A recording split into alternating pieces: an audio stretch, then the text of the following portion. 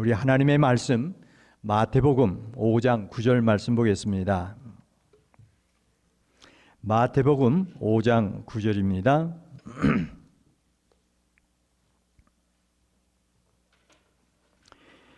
제가 가지고 있는 성경으로는 5페이지에 있습니다. 5페이지.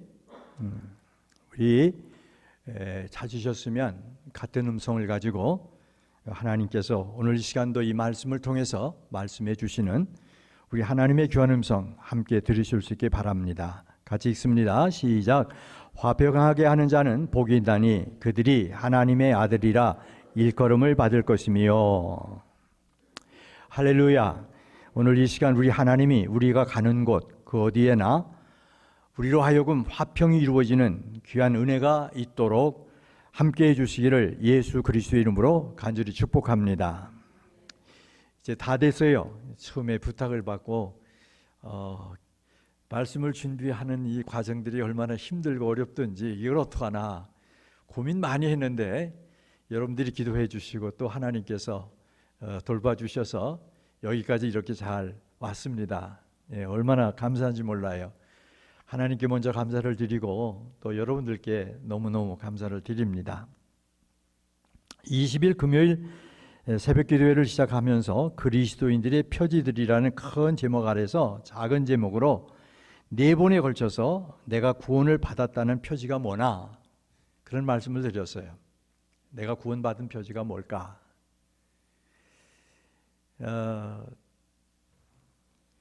너무 중요한 말씀인데요. 어떤 자매님께서 그 첫 새벽기도에 참석을 못하셨다는 말씀을 하셔서 제가 제 설교 원교를 프린트해서 오늘 갖다 드렸어요. 예. 하여간 이 말씀을 들으시고 주일날 말씀을 들으시고 멀리서 새벽기도회를 오늘까지 나오시더라고요. 너무 제가 얼마나 감사했는지 몰라요. 여러분들 이런 것들이 우리에게 참 필요하지 않나 하는 생각을 해봅니다. 그 다음에 내가 성도라는, 저는 그렇습니다. 목사라는 칭호 이전에 성도라는 칭호가 더 영광스럽고 귀하다는 생각을 합니다. 나 같은 죄인이 용서함 받아서 주 앞에 옳은 사람 됨을, 아무리 생각해도 그렇잖아요. 나 같은 것이 어떻게 구원을 받습니까? 그런데 하나님은 우리 주 예수 그리스도의 은혜로 구속해 주셨어요. 그리고 나 같은 죄인을 뭐라고 부르시느냐 하면 성도라고 불러요. 너 거룩한 사람이야 이러고 불러주시는 거예요. 아무리 봐도 정수리에서 발바닥까지 거룩한 곳이 없어요. 아무리 찾아봐도.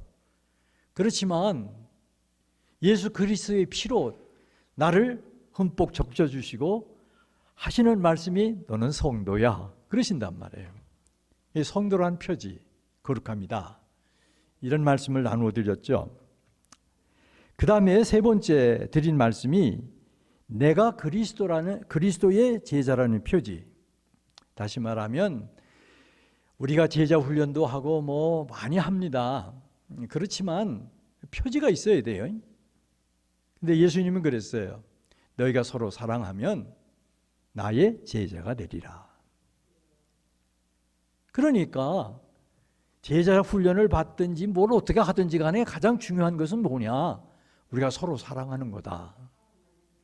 근데 이 서로 사랑함은 그저 아이고 저 사람 예뻐, 아유 저 사람 참 친절해, 사랑스러워, 그래서 사랑하는 것이 아니고 예수님께서 말씀하신 것은 부족해도 연약해도 모자라도 좀 성깔이 있어도 뭐예요? 같이 예수 믿는다는 한 가지 이유 때문에 사랑할 수 있어야 한다. 그래야 나의 제자다.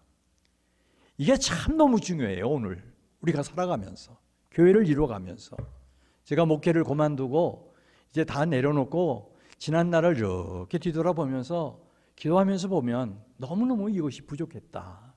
예. 얼마나 후회가 되는지 몰라요. 그러나 아무리 후회한들 뒤로 돌아갈 수는 없잖아요. 예. 여러분과 제가 여러분에게 부탁드리는 것은 저처럼 후회하지 마시고 지금 섬기는 현장에 있을 때에 미워도 다시 한번 미워도 다시 한번 주의 사랑을 가지고 보듬고 다가가고, 그래서 내가 누구의 제자? 예수의 제자라는 진정한 모습을 좀 표현할 수 있으면 얼마나 좋을까. 아마 그러면 우리 교회가 후끈후끈해질 거예요. 후끈후끈해질 거예요. 소문날 거예요. 저는 그렇게 믿어요. 예. 그 다음에 오늘 새벽에 주님이 나를 보내셨다는 표지, 전도자로 보내시고 선교사로 보내시고 하는 보내셨다는 표지는 무엇이냐? 그것은 다른 것이 아니라 하나됨이다 그랬어요. 하나됨이다. 주님께서 십자가를 앞에 놓으시고 기도하시잖아요. 뭐라고 기도하세요? 저희들이 아버지와 내가 하나 된 것처럼 저들도 뭐가요? 하나 되게 하셔서 세상이 나를, 하나님이 보내신 것을, 저들을 어떻게 해요? 내가 사랑하는 것을 알게 하옵소서 그러시잖아요. 그러니까 무엇보다도 중요한 것은 아무리 힘들고 어려워도 우리는 하나됨을 이루어야 돼요. 하나됨을 서로 양보도 하고 서로 격려도 해가면서 우리가 하나됨을 이룰 때에 결국 뭐냐? 하나님이 기뻐하시는 전도의 열매를 맺게 될 줄로 믿습니다. 꼭 기억하세요. 근데 이 하나됨을 얘기하면서 친밀함으로 하나 되는 것 아니에요. 네, 저 사람이 맛있는 거 사주니까 참 좋아. 다가가고 뭐 이러는 게 아니란 말이에요. 신분상의 하나예요. 신분상의 하나. 신분상의 하나는 뭐라고 말씀드리느냐면 하나님 아버지, 예수 그리스도 아들과 아버지잖아요. 이 관계성을 얘기를 하는 거예요. 근데 우리들도 마찬가지잖아요. 우리가 뭐예요? 하나님의 아들이요 딸이라는 관계성을 가지고 있어요. 그래서 모이는 거예요. 그래서 우리가 함께 하는 거예요. 이 관계성을 생각하면서 우리가 다가가서 뭐를 이뤄요? 하나를 이뤄라.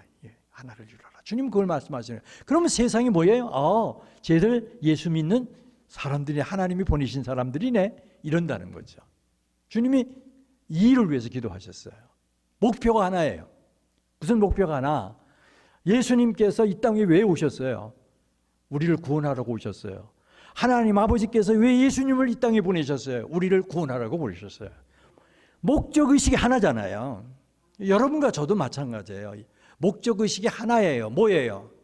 하나님의 영광을 위해서 우리가 살잖아요. 하나님의 자녀잖아요. 이런 이유 때문에 뭐가 되어야 되나? 하나를 이루어야 한다. 할렐루야. 여기까지 오늘 새벽에 드린 말씀 요약해 드렸어요.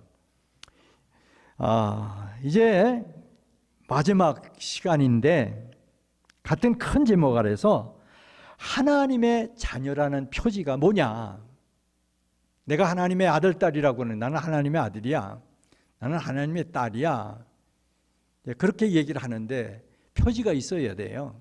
그 표지가 뭘까? 오늘 본문에서 말씀하고 있어요. 뭐라고 말씀하고 있나? 화평을 이루는 사람이다. 그래서요. 화평케 하는 사람이다. 그는 하나님의 뭐라고? 아들이라 일컬음을 받을 것이며 그러셨어요. 퐁당 퐁당 돌을 던지자, 누나 몰래 돌을 던지자, 내모라 퍼져라, 멀리 멀리 퍼져라. 건너편에 앉아서 나무를 씻는 우리 누나 손등을 간지러 주려마. 저는 이 동요를 왜 좋아하는지 아세요? 동생과 누나가 얼마나 예쁘게 보이는지 몰라요. 화목하지 않으면 이럴 수 없잖아요. 만날 싸우고 다투는 그런 동생이고 누나라면 어떻게 이런 동요가 나올 수 있었겠어요? 그래요, 안 그래요, 여러분들? 또 찬양이 아니라고 왜 동요를 부르느냐고 시비를 거실 분들이 있을지는 모르겠어요. 그럼 한번 생각 좀 해보시라고요. 아름답잖아요. 네? 여러분 본문 마태복음 5장 9절을 다시 함께 읽어보실까요? 같이요. 시작. 화평하게 하는 자는 복이 있나니 그들이 하나님의 아들이라 일컬음을 받을 것이며. 자, 이 말씀을 마음에 남으시고 잠시 한번 눈을 감으시고 묵상 좀 해보세요. 잠시. 그리고 스스로에게 한번 물어보세요. 나는 하나님의 딸인가? 나는 하나님의 아들인가? 레이디 포스터예요. 그래서 제가 딸부터 얘기를 드렸다는 꼭 기억해 두시고요. 아들인가? 한번 잠시 눈을 감으시고 답을 내보세요. 어디 오랫동안 생각할 필요는 없겠죠? 자, 이제 답을 얻으셨을 거예요. 그렇게 물어보니까 무슨 대답이 자신에게 다가왔습니까? 나는 하나님의 딸이다. 누가 뭐래도 나는 하나님의 아들이다. 그런 답이 자신에게 다가왔으면, 그렇게 다가왔다면 함께 아멘. 왜 이렇게 시원찮아요? 자신 없어요? 왜 이렇게 자신이 없으세요? 자, 그런데 여러분, 마태복음 5장 9절을 마주치면 나는 하나님의 딸이다, 나는 하나님의 아들이다라는 대답으로만 만족할 수가 없어요. 왜? 주님은 화평하게 하는 자는 복이 있나니 그들이 하나님의 아들이라 일컬음을 받을 것임이라 그 말씀을 하시기 때문에 그렇죠. 더군다나 여기서 일컬음을 받을 것이요 라고 하신 이 말씀은 내가 나에 대해서 나는 하나님의 딸이야, 나는 하나님의 아들이야 라고 얘기하는 것이 아니고, 다른 사람들이 볼 때, 내 주변에 있는 사람들이 볼 때, 이웃들이 볼 때, 세상에 나가서 믿지 않은 사람들이 나를 볼 때 뭐라고 얘기를 하느냐는 거예요. 하나님의 저 친구는 하나님의 딸이야, 저 친구는 하나님의 아들이야, 이렇게 얘기를 해주느냐는 거예요.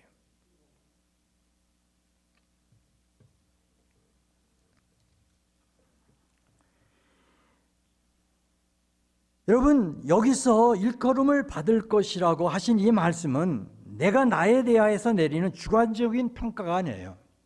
다른 사람들이 나를 보고 나에 대해서 내리는 객관적 평가를 말해주고 있는 겁니다. 그러므로 여러분, 여기서 여러분 스스로가 나는 하나님의 아들이다 또는 나는 하나님의 딸이라고 확신한다면 나는 어떻게 해야 하나? 정말 과연 화평케 하는 자로 살아가고 있나? 과연 나는 화평하게 하는 사람으로 교회를 오가며 섬기고 있는가? 이것도 한번 확인을 할 수 있어야 돼요. 물어보셔야 돼요. 우리는 하나님의 말씀을 들으면서 은혜가 된다 안 된다 쉽게 평가하지만은 달리 적용하지 말고 우리에게 들려오는 말씀을 가지고 나를 볼 수 있어야 돼요. 야고보서를 통해서 하나님은 말씀하시잖아요. 하나님의 말씀은 뭐라고요?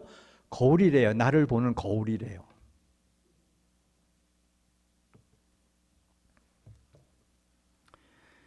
아주 진지하게 이 질문을 한 번쯤은 던져볼 수 있어야 돼요. 다른 한편 다른 사람들도 나를 그렇게 평가해 주고 있나 하는 것을 생각해 보고 이 질문에 대해서 긍정적인 답을 얻을 수 있다면 하나님 앞에 참된 예배자로 예배를 드리고 있는 것이지만, 만일 그러지 못하고 부정적인 답을 내릴 수밖에 없다면 나는 제대로 된 예배를 하나님께 드리고 있지 못하다는 답을 얻을 수밖에 없습니다.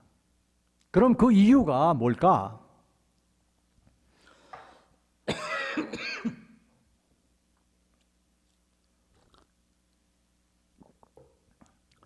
여러분, 본문을 담고 있는 마태복음 5장 21절로 24절을 통해서 예수님은 여러분과 저에게 이렇게 말씀해 주고 있기 때문입니다.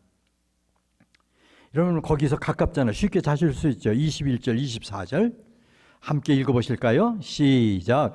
옛사람에게 말한 바 살인치 말라, 누구든지 살인하면 심판을 받게 되리라 하였다는 것을 너희가 들었으나 나는 너에게 이르노니 형제에게 노하는 자마다 심판을 받게 되고 형제에 대하여 라가라 하는 자는 공회에 잡혀가게 되고 미련한 놈이라 하는 자는 지옥불에 들어가게 되리라. 그러므로 예물을 제단에 드리려다가 거기서 내 형제에게 원망 들을 만한 일이 있는 것이 생각나거든 예물을 제단 앞에 두고 먼저 가서 형제와 화목하고 그 후에 와서 예물을 드리라. 여러분, 예물을 제단에 드리려다가 거기서 내 형제에게 원망 들을 만한 일이 있는 것이 생각나거든 예물을 제단 앞에 두고 먼저 가서 형제와 화목하고 그 후에 와서 예물을 드리라. 무슨 말씀일까? 하나님께 드릴 최고의 예물, 하나님께 드릴 최상의 예물, 형제 자매로 더불어 화목하는 것, 화평을 이루는 것, 그것이라는 말씀이에요. 우리가 드리는 헌금, 11조, 감사헌금, 많은 종류의 예물들이 있어요. 그러나 그거에 앞서서 가장 소중하게 여기는 예물은 뭐냐? 하나님께서 말씀하시는 거예요. 그것은 다른 게 아니라 형제 자매로 더불어 뭐 하는 거? 화평을 이루는 것이다. 할렐루야. 이걸 요청하시는 거예요.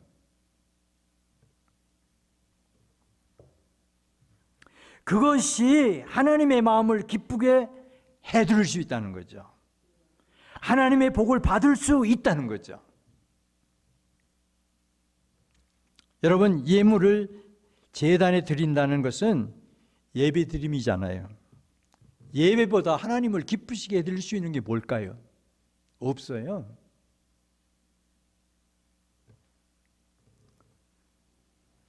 예배는 우리의 운명을 좌우하잖아요. 예배는 우리의 운명을 좌우해요. 그 가장 좋은 예가 창세기 4장에 나오는 가인과 아벨의 이야기잖아요. 하나님 앞에 드리는 예배 때문에 운명이 갈라져요. 가인은 하나님 곁을 멀리 떠나버리게 되잖아요. 그러나 아벨은 순교까지 가는, 순교까지.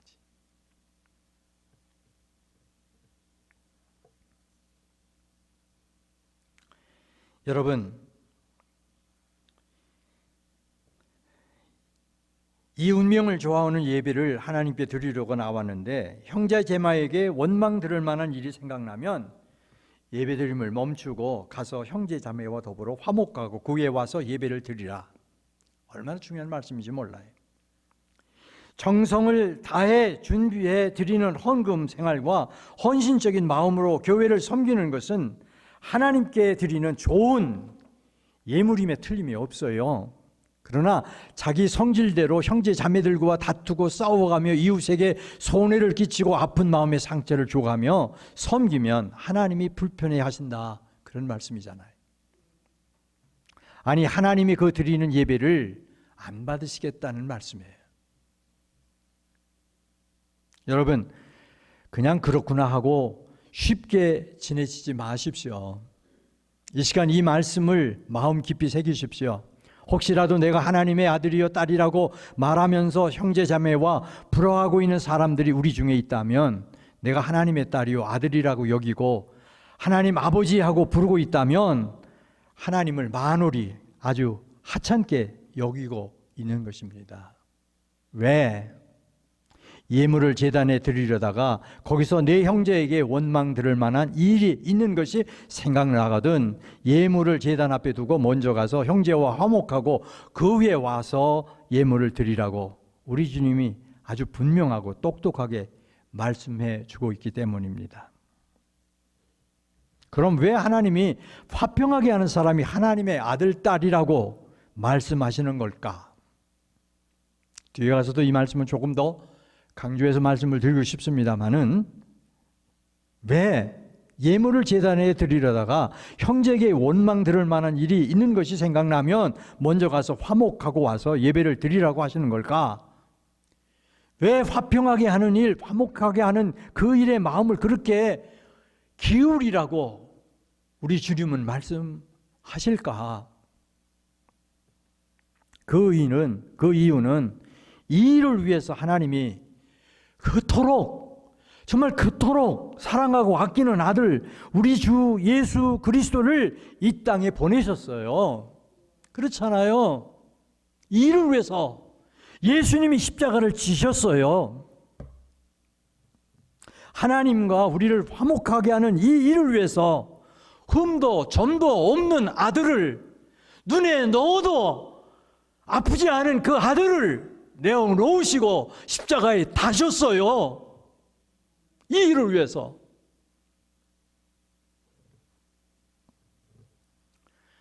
여러분, 고린도후서 5장 18절로 21절은 이렇게 말씀해 주고 있습니다.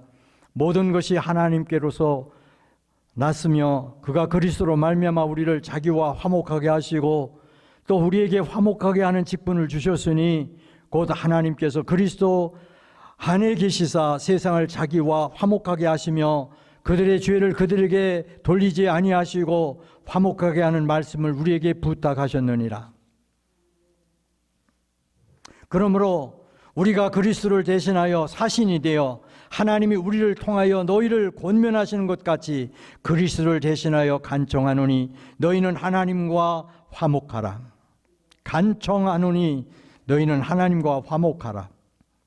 하나님이 죄를 알지도 못하신 이를 우리를 대신하여 죄로 삼으신 것은 죄를 알지도 못하신 이를 우리를 대신하여 죄로 삼으신 것은 우리로 하여금 그 안에서 하나님의 의가 되게 하려 하심이라. 8절을 통해서 우선 이렇게 말씀하셨죠. 그가 그리스도로 말미암아 우리를 자기와 화목하게 하시고 또 우리에게 화목하게 하는 직분을 주셨으니. 이 짧은 말씀에 두 가지 내용이 담겨 있습니다. 하나님이 그리스도로 말미암아 우리를 하나님과 화목하게 하셨다 하는 것이고, 또 하나는 그렇게 하나님과 화목하게 된 우리에게 화목하게 하는 직분을 주셨다. 목사도 참 중요한 직분이에요. 그러나 목사보다 더 중요한 일은 뭐냐? 화목케 하는 직분인 줄로 믿습니다.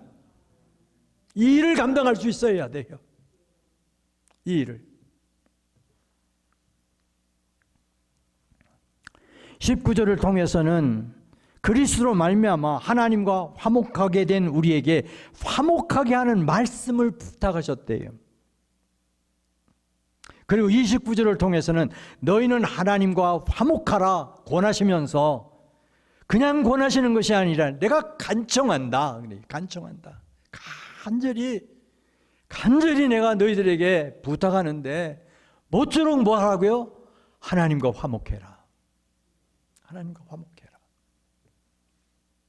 그러므로 사랑하는 여러분, 고린도후서 5장 18절로 21절 말씀에 기초해서 생각하더라도 여러분과 제가 예수님을 믿는다고 고백하는 것은 예수 그리스도로 말미암아 하나님과 더불어 화목하게 되었다는 것을 의미하고, 거기에 더해서 화목하라고 하신 말씀을 부탁받았을 뿐만 아니라 하나님과 화목하라고 하는 강한 권고를 받고 있는 사람들이라는 거예요. 누가? 여러분과 제가. 여러분과 제가 지난 주일날 말씀을 나누면서 이렇게 보니까 제가 목회를 할 때 계시던 분들이 많이 없으시더라고요. 그래서 옛날에 했던 얘기를 또 해도 되겠구나 그런 생각이 들더라고요. 제가 이곳에 있는 어느 교회에 지난 주일날 잠시 그냥 중간 거의 짧게만 말씀을 드렸습니다만은, 저는 초기에 부름을 받고 어느 교회에서 부르면은 저는 다른 거 따지질 않았어요. 사례비를 얼마 주느니 어쩌니 이런 거 따지지 않았어요. 부르면 갔어요. 첫 번 목회지에서 부름을 받았는데 다른 데도 더 좋은 조건으로 저를 부르더라고요. 미국 있는 어느 교회에서 저를 부르면서 영주권 내주겠다고 그러더라고요. 그래서 저는 그랬어요. 내가 하나님의 거룩하신 직분을 빙자해서 영주권은 안 받겠다. 이제 그렇게 단념을 했어요. 그래서 안 간다고. 그리고 나를 먼저 부른 교회가 있다고. 저는 그 교회 형편 전혀 몰라요. 어떻게 저를 대우해 줄지도 몰라요. 그저 하나님의 부르심에 순종해서 간다. 기도하셨으니까. 그러고 갔어요. 갔더니 교회가 엄청 어려운 교회였어요. 힘든 교회인데 또 힘든 교회가 저를 얼마나 힘들게 하든지. 근데 저를 신학교에서 교수하시던 박형용 박사님께서 윤선 박사님께서 늘 하시는 말씀이 있었어요. 강의 시간에. 너희들이 이 다음에 이제 목사가 된 다음에 어느 교회에서 부르느냐 그럼 가라. 가긴 가는데 보따리는 끌어놓지 말고 목회하라 그러시더라고요. 그걸 뭐 강의 시간 때마다 얘기를 하시더라고요. 왜냐? 네가 부름을 받아서 가서 목회를 하다가 교인들이 너 싫다고 그러면 어느 때고 뭐 이유되지 말고 보따리 싸들고 나가라. 교회에 분란을 일으키지 말라는 얘기였어요. 전 그랬어요.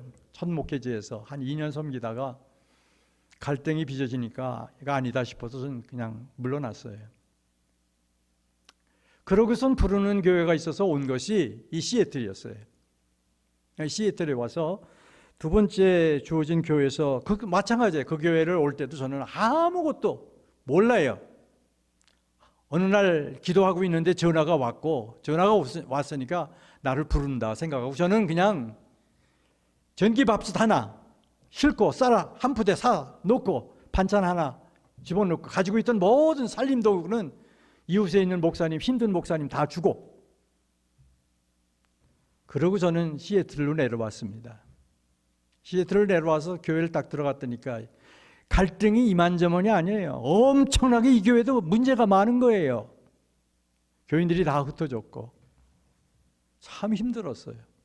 그래서 목회를 하는 중에 조금 교회가 좀 숨통이 터졌어요. 그래서 좀 모이고 괜찮아져 가요. 그러다가 생겨난 것이 장학금 문제였어요. 장학금 문제. 이 사람에게 장학금 200불을 주고 이 사람은 안 준다. 당에서 그런 제안을 해서 제가 시간이 조금 갑니다만은 간단하게 드릴게요.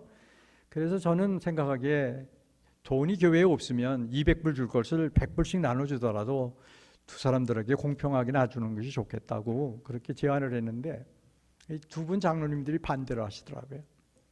이 사람은 200불 줘야 할 사람은 안수 집사고 이 사람은 또 장래가 있는 사람이고 이 청년은 아무것도 아니니까 주지 말자는 거예요. 결과는 우리가 모른다고 그건 하나님이 하실 일이니까 지금 당장 나눠주는 것이 형평상 맞다고. 재직해 나가는데 재직도 똑같은 생각을 했어요. 그러니까 장로님들 두 분이 어떤 생각을 했냐면 저 목사가 집사들하고 다 내놓고 의논하고서는 나왔구나 그렇게 생각했던 것 같아요. 이건 제 생각에는. 장로님들이 다시 당회로 돌려달라고 해서 당회로 돌아왔어요. 그 다음날 당회가 모였어요. 당회가 모였는데 말씀 나누고 기도하고 나서 이제 당회를 개회를 했더니 장로님 한 분이 연장자인 장로님 한 분이 목사님, 아직도 목사님은 100불 100군 나눠줘야 된다고 생각하십니까? 그러더라고요. 저는 아직도 그렇게 생각하는데 그게 옳다고 생각하는데요. 그랬더니 이 장로님이 단번에 하시는 말씀이 저희 교회를 떠나십시오 그러더라고요. 썰렁하대요. 근데 저도 또 그렇죠. 그 한마디 듣고 떠나죠. 그랬어요. 그래서 제가 그 교회를 물러나와요. 그 중간에 있었던 많은 얘기들이 있습니다만은 다 생략하고. 그런데요, 물러져 나와서 생각하니까요, 이 장로님들 아무리 생각해도 용서할 수가 없더라고요. 이런 장로들이 다 있어. 어떻게 저런 사람들이 장로야? 이런 생각들이 저의 마음을 괴롭히는데요, 너무 힘든 거예요. 하나님 앞에 기도하려고 하면 그 분노 때문에 제가 건들 수가 없는 거예요. 기도가 안 돼요. 그래서 제가 어떻게 했느냐면 하나님, 용서는 해야 되잖아요. 용서는 해야 되겠는데 하나님 아시잖아요. 이렇게 기도를 했어요. 여러분, 제가 그렇게 기도하기를 몇 년을 했느냐면 10년을 했습니다. 10년을 하는데 제가 그냥 기도만 10년 한 것 아닙니다. 어떻게든지 화목을 이루어야 되지 않겠어요? 그래서 그분한테 10년 동안 매 크리스마스 때마다 카드를 보냈습니다. 카드를. 그런데요, 10년 만에 지금 저 구교육관 2층을 제가 목양실로 쓰고 있었어요. 10년 만에 그분한테서 전화가 왔더라고요. 목사님 찾아뵙고 싶어요. 아, 오시죠. 오셨어요. 부부가 오셨더라고요. 제 목양실에 딱 들어오시더니만 두 무릎을 두 부부가 딱 꿇으면서, 저보다 연세들이 많아요. 딱 꿇으면서 하는 말. 목사님, 그때 잘못했습니다.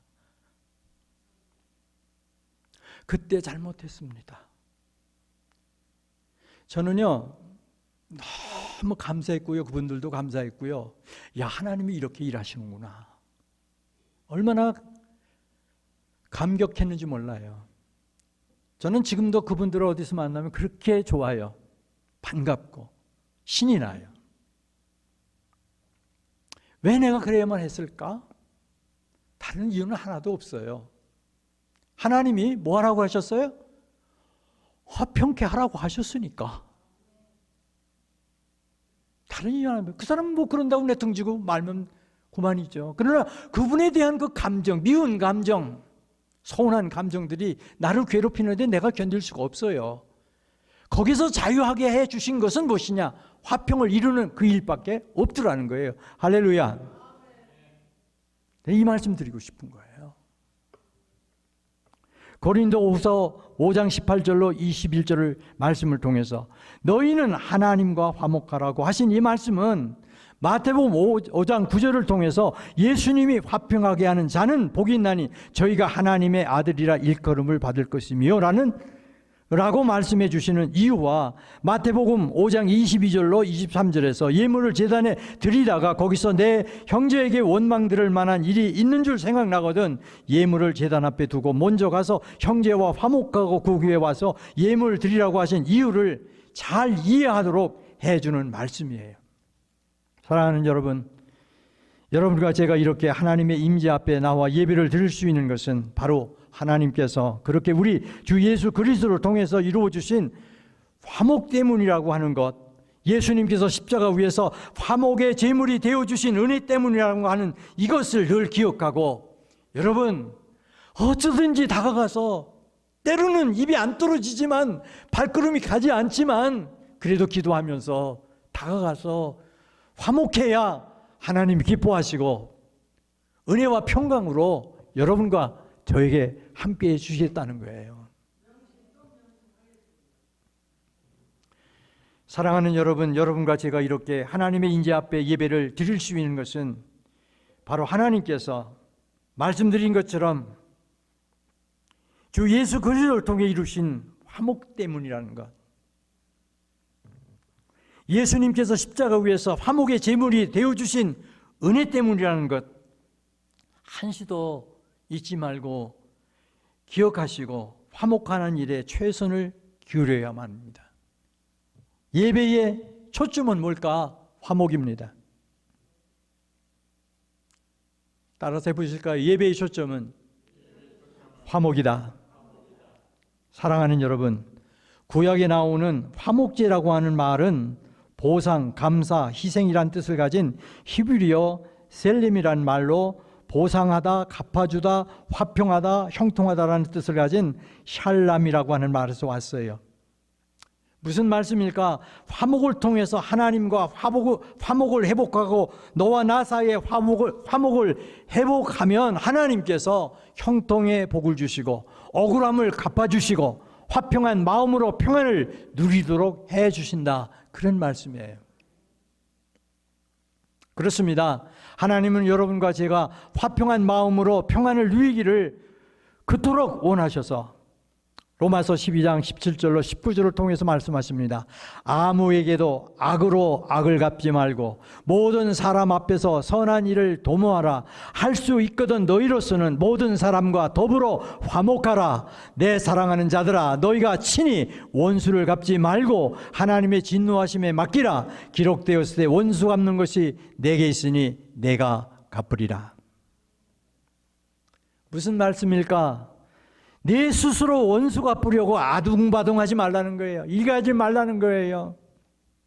참 설치지 말라는 거예요. 그저 더불어 화목하기를 힘쓰기만 하면 하나님이 억울함을 갚아주시고 형통의 복을 주시고 화평한 마음으로 평안을 누리도록 해주시겠다는 약속인 줄로 믿으시기 바랍니다. 그래서 예수님은 예물을 제단에 드리다가 거기서 내 형제에게 원망 들을 만한 일이 있는 것이 생각나거든 예물을 제단 앞에 두고 먼저 가서 형제와 화목하고 구해 와서 예물 드리라고 저희를 권고하시는 줄로 믿으시고 이 화목하는 일, 화평케 하는 일에 힘쓰시기를 예수님의 이름으로 간절히 축복합니다. 예배를 드리면 분명 전적으로 하나님께 영광을 돌리는 일입니다. 하지만 그 속에 하나님의 은혜로 죄 사함 받고 하나님과 사귐을 회복하는 귀하고 놀라운 화목의 의미가 포함되어 있다고 하는 것 늘 기억하실 수 있기 바랍니다. 그런 의미에서 예배에 참석할 때마다 우리는 우리를 위해서 화목제물이 되어주신 주님의 은혜에 먼저 감사해야만 합니다. 그리고 하나님께서 나의 죄를 이런 방법으로 용서해 주시지 않으셨다면 평생 하나님과 원수로 살다가 하나님의 진노 가운데서 영원한 멸망의 길로 갈 수밖에 없었을 것이라고 하는 것을 기억할 수 있어야만 합니다. 그리고 거기에 더해서 내가 받은 용서를 가슴 깊이 새기고 나도 다른 사람들의 죄를 용서해 줄 줄 아는 너그러운 마음을 가질 수 있도록 해야 할 줄로 믿습니다. 구약시대에 하나님의 백성 이스라엘이 드린 화목제에는 드리는 사람의 의향에 따라서 여러 종류가 있었어요.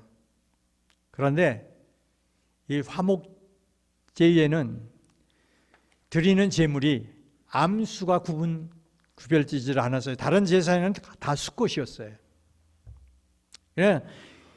화목제에 드리는 제물은 암수를 가리지 않았어요. 근데 또 재미난 것은 새는 못 드리게 하셨어요. 새는 너무 작다. 이 이유가 뭘까? 이유는 다른 것이 아니에요. 남녀노소 할 것 없이 화목제를 드리고 난 다음에는 화목제에 드렸던 모든 제물들을 어떻게 해요? 다 모여서 남녀노소 없이 나누도록 하셨기 때문에 그래요. 그럼 새는 나누기에 너무 작아. 새는 못 드리게 하셨어요. 암수 모든 제물 양과 소 염소를 드리되 암수를 가리지 말고 드려라. 그리고 그것은 나누라 그랬어요. 무슨 말씀일까? 다른 것도 아니에요. 화목제는 화해와 일치 그리고 친교에 초점을 두고 있었다 그런 말씀이에요. 그런데 생각해 보십시오. 화목하지 않고 화해와 일치, 친교가 이루어질 수 있을까? 아무리 친교실에서 떡을 나눠 먹고 음식을 나눠 먹는다고 해도 화목이 없이는 진정한 친교가 이루어질 수 없는 거예요. 자, 다시 본문 마태복음 5장 9절로 돌아가서 함께 또 한번 읽어보시겠습니다. 시작. 화평하게 하는 자는 복이 있나니 그들이 하나님의 아들이라 일컬음을 받을 것이며. 여기서 화평하게 하는 자들은 하나님의 아들이라 일컬음을 받을 것이며라고 하셨어요. 이 말은 다시 나누려고 하는 것은 왜 팔복을 쭉 읽어보면 다른 복 쫙 얘기를 했는데 왜 하필이면 화목하게 하는 이 일을 놓고서는 뭐라고 그랬어요? 하나님의 아들의 자격을 부여해 주시겠다고 그러셨을까? 이게 참 궁금하지 않아요? 왜 그랬을까? 그것이 화평이 복음의 뭐예요? 핵심이에요. 핵심. 따라서 해보세요. 화목은 복음의 핵심이다. 여러분 누가 효자입니까? 누가 효자고 누가 효녀입니까? 갑자기 왜 물어요? 부담되게? 그렇습니까? 부모의 마음, 특별히 아버지의 마음과 생각을 가장 잘 읽고 아버지의 마음과 생각을 알아주고 그 뜻에 잘 협력하고 따라주는 자녀들 아니겠어요? 여러분 이미 앞에서 살펴본 고린도후서 5장 18절로 21절 말씀 가운데 21절은 이렇게 말씀해 주고 있죠. 하나님이 죄를 알지도 못하신 이를 우리를 대신하여 죄로 삼으신 것은 우리로 하여금 그 안에서 하나님의 의가 되게 하려 하심이라. 죄를 알지도 못하신 이가 누구십니까? 예수님이시죠. 아들 예수님이시죠. 그럼 예수님은 누구십니까? 말씀드렸어요. 답을. 하나밖에 없는 아들이세요. 하나님께는. 여러분 이 아들이든 딸이든 경우에든 어떤 경우에든 희생을 위해 내놓으라면 여러분들 내어놓으시겠어요? 여러분들의 자녀들이. 저는 지금 4아이들이 있어요. 아들 하나에 딸 셋이 있는데 여러분 그들 중에 하나를 내놔서 좀 희생시켜라. 누가 그런다면 나 잡아가 그럴 거예요. 저는요. 내가 희생할지언정 우리 아이들한테 손대지 마. 그게 제 마음이에요. 손주들이 있습니다. 그 아이들에게 누가 손을 댄다고 한다면 내가 허락하겠어요? 허락 안 합니다. 가로막고 났습니다. 아무리 할 수 없는 특별한 경우에 내놓으라고 해도 저는 내놓을 수가 없어요. 그런데 하나님은 죄를 알지도 못하는 그 아들을, 그것도 하나밖에 없는 아들을 우리를 대신해서 죄로 내놓으셨다는 말씀이에요. 값싼 대가가 아니에요. 얼마나 값으로 측량할 수 없는 것을 지불하시면서 여러분과 저를 하나님과 화목하게 만드시고 우리가 서로 화목하도록 화목 제물이 되어 주셨다는 말씀 아니에요. 이것이 복음의 핵심이라고요. 이것이 하나님 아버지의 마음이라고요. 하나님 아버지께서 허물과 죄로 죽은 저희들과 화목을 이루기를 그토록 원하셔서 그렇게 죄를 알지도 못하는 하나밖에 없는 아들을 죄로 삼아서 십자가에 다셨다고요. 이것이 우리를 자녀 삼으신 하나님의 마음이라는 거예요. 하나님의 마음. 화목하게 하는 거, 화평하게 하는 거, 이것이 뭐냐? 하나님의 마음에 있다는 거예요. 그래서 여러분과 제가 이 일에 힘쓰면 뭐라고 불러주신다는 거예요? 하나님의 아들이라고 딸이라고 카운트해 주신다. 그런 말씀이에요. 말씀을 닫으려고 합니다.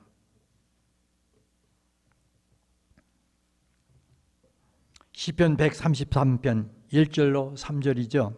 보라 형제가 연합하여 동거함이 어찌 그리 선하고 아름다운고 머리에 있는 보배로운 기름이 수염 곧 아론의 수염에 흘러서 그의 옷깃까지 내림 같고 헐몬의 이슬이 시온의 산들의 내림 같도다. 거기서 여호와께서 복을 명하셨느니 곧 영생이로다. 할렐루야. 여러분 형제가 연합하여 동거하는 삶, 화목이 없이는 불가능하잖아요. 화목하면 이렇게 아름다운 동거의 삶이 주어진다는 거예요. 그리고 하나님께서는 거기서 복을 명하시는데 영생을 누리는 복으로 함께 주시겠다는 거예요. 모쪼록 여러분 내가 몸담고 있는 교회에서, 가정에서 또는 직장에서 그 어디에서나 나는 하나님의 아들이요 딸이라고 고백하기 이전에 뭐하는 일? 화목해하는 이 일에 힘을 기울여서 누가 봐도 너는 하나님의 사람들이다. 이런 인커름을 받는 복된 자리로 우리 함께 나가게 되시기를 주 예수 그리스도의 이름으로 간절히 축복합니다.